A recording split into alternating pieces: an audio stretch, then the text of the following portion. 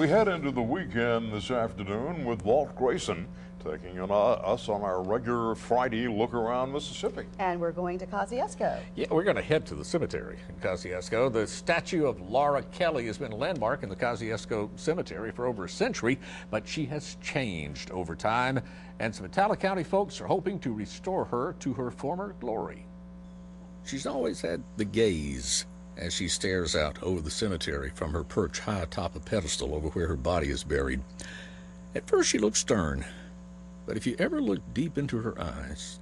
She always looked very, very mean, but when you zoom in actually on her face, you can notice how absolutely gorgeous and beautiful she was at 38 years of age. And zooming in is how Sheila Pumphrey of Kosciuszko made her discovery.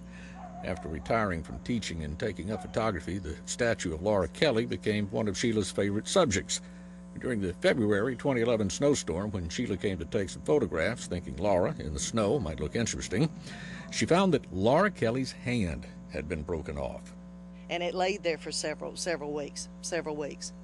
Sheila decided to let the hand alone. It wasn't hers after all. But then weeks later, she got to wondering if the hand could somehow be reattached. And when she came back to retrieve it for safekeeping, it was gone. After a frantic search and a reward offered, a few more weeks passed, and a family found it nearby. It was on one of the walls over here. They were playing the new game online called Geocache, where they hide, trinkets. And it was on one of the walls over here, and when the family saw it, the wife would not touch it. Well, after all, it is the same hand countless Kosciuszko teenagers have come to see at midnight over the decades, hoping it would raise its finger and point at them, as older siblings and classmates had told them it would. But it never did. But hopefully now that the hand's been found, at least it can be put back right.